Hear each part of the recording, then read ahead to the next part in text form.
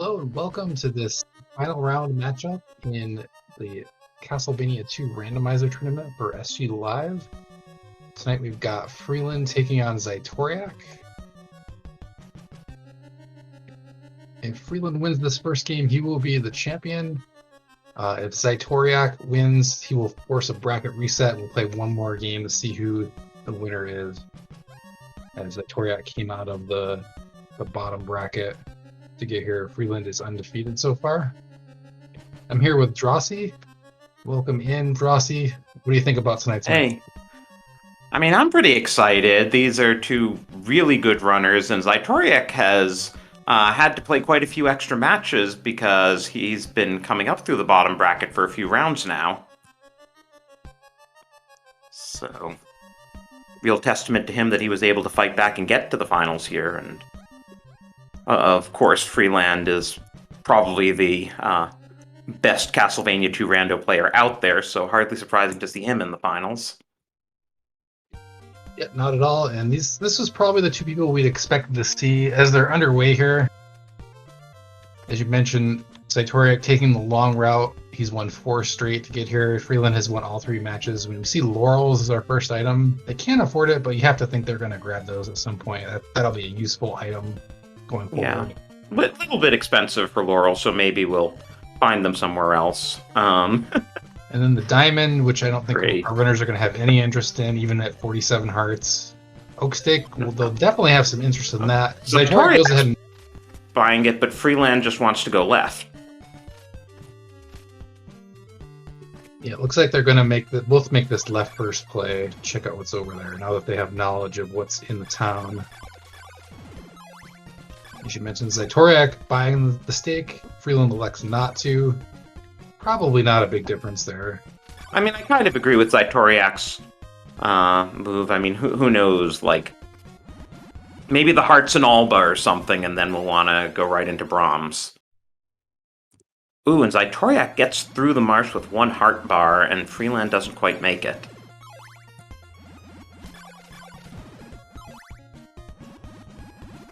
Ooh, dangerous ferry ride there. Nice boost off that Medusa head. The second part's not nearly as dangerous. Just have those bats, which are pretty passive, at least on the river. So Xytoriak across safely, as is Freeland. Freeland makes that nice long jump off the boat using the glitch there, where if you take your hand off the D-pad right before you jump off one of those moving platforms, you'll get a little boost there, and he takes advantage of that. So Red Crystal Dude has the nail, which gives us access to, among other things, this guy. Holy Water, that is another... Now, not getting the Oak Stake will pay off for Freeland. He'll be able to afford the Holy Water here. Xytoriak's going to have to farm for it, because you definitely want to get that. Yeah, really interesting start here. This looking like it might be a Jet Seed, as we see both block-breaking items available within the first 3 minutes of the run. And the Holy Water and the Nail both let you break blocks, so it gives you access to additional shops as well as additional parts of the map. Both runners are going to farm here in the town of Alba.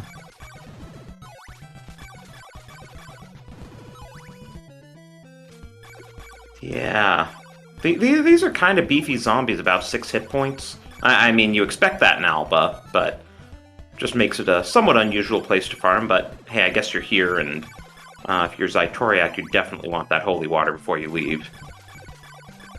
Yeah, I'm not surprised Xytoriak is farming before he leaves. I'm a little bit surprised Freeland is, but maybe he's looking to get a level and head left.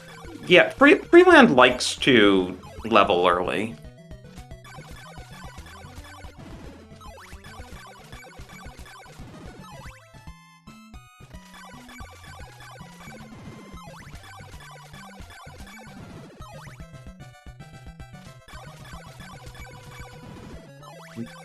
Okay, there goes Xytoriak again.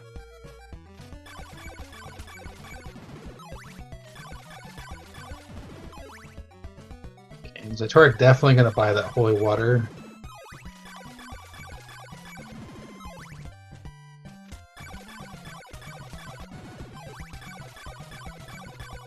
Freeland probably also is going to want to check out the shop upstairs in this town that the holy water gives him access to.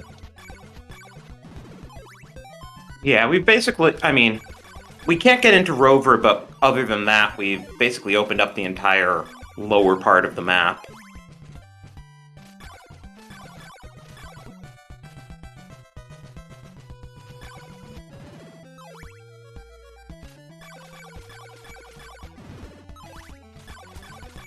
We also, while we're here, seeing one of the nice quality of life improvements that was made in the course of developing the randomizer, namely you can go into shops at night. Yeah, that makes things a lot more open. You don't have to worry about day-night cycles as far as buying items. You do have to worry about day-night cycles as far as the strength of the enemies. Enemies have twice as many hit points at night, at least the ones that are outside. Well, some of them drop more hearts at night, so that can be a risk-reward.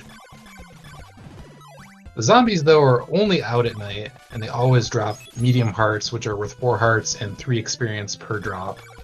So, generally a good farming target. Although these are, as we mentioned, are pretty tanky, so we'll see how this goes. And since we're in Alba, we could theoretically farm multiple levels from them, too. It's not like the Jova ones who stop giving experience when you hit level 1. Right. Alba is a level 3 zone, so you could get all the way up to level 3 if you wanted to. I don't think our runners will do that, but they may get close to level 2 here. Day comes on Freeland's side. Xytoriak still has a little bit of night left to farm here. And Freeland's going to check out that shop upstairs. Would be funny if it's a whip for all that. Yeah, I don't think either of these runners would mind a whip upgrade here. The first whip upgrade is almost always going to be your most important one. It really doubles your damage output from 1 to 2, which makes a big difference.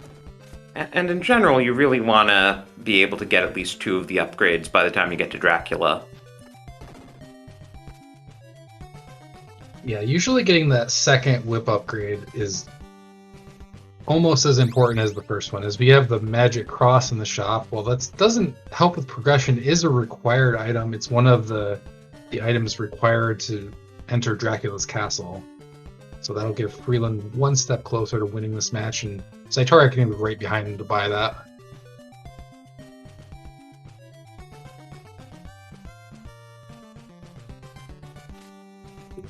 Yes. Runners they're going to show off the 4 drops on this side as they take that shortcut down and out of the town. That saves quite a bit of walk being able to do those 4 drops. So we have 2 out of 9 required items for Go mode.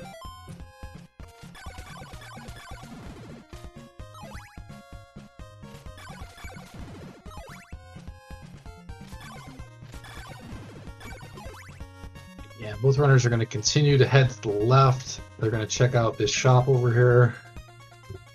Yeah, I mean, Ondal's 2 shops actually in the town of Ondal. Ondal's the only thing we can do in this direction since we don't have garlic for the graveyard duck.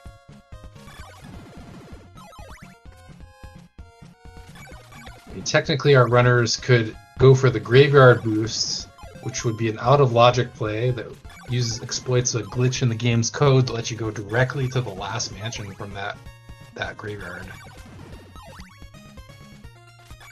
So you generally don't want to do that without any whip upgrades because the enemies there are extremely tanky. Maybe if one of our runners gets a whip upgrade soon, we might see that play early. Freeland really likes to do that play. Although I think he shied away from it a little bit since the last tournament. Ooh, that's level 2 for Freeland, which is nice to get those extra health bars. Yeah, really efficient farming from Freeland. He's picked up a lot of experience and hearts that he's needed to spend. So you always like to get experience and hearts at the same time and not farm over your max of 256. So he's got some money to spend. He's got some good experience. Yeah, Xytoriak looks like he's getting pretty close to level 2 as well. Somewhat more expensive oak steak in Ondal than in Jova. Best oak steak is always the one that's right in front of you, and Freeland picks that up. But that will save Xytoriak a little bit of money once he gets into Ondel. And there's level 2 for Xytoriak.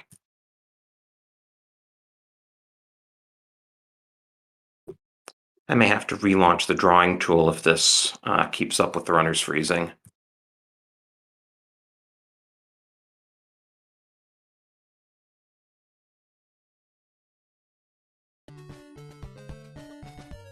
So we missed what that guy had. Hopefully we'll see it on Xytoriak's side. Xytoriak going to decline the oak steak. You can only hold one oak steak at a time. The oak steak is used to break the orb that's in each mansion, and each one of those orbs contains a random item. So generally, if you're going to go into a mansion, you're going to want an oak steak if it's at all possible. So what's Freeland doing here? He might be going to check this clue over here. He Oh. doesn't do that play.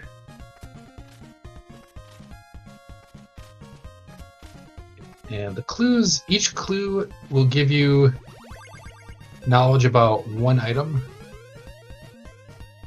And he finds out there's an oak steak in Laruba. That's good to know. It's not the most useful clue ever, but it does help you to know that. Specifically for sale, too.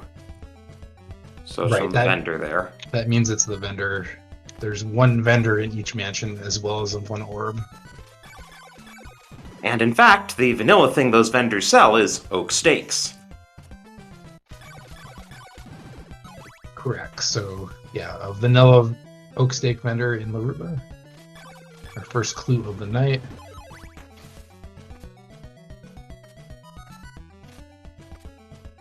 Okay. I'm doing a relaunch here. Please bear with us. Hopefully this will stop the freezing. Figure while they're walking to Berkeley, it would be a good time to do it.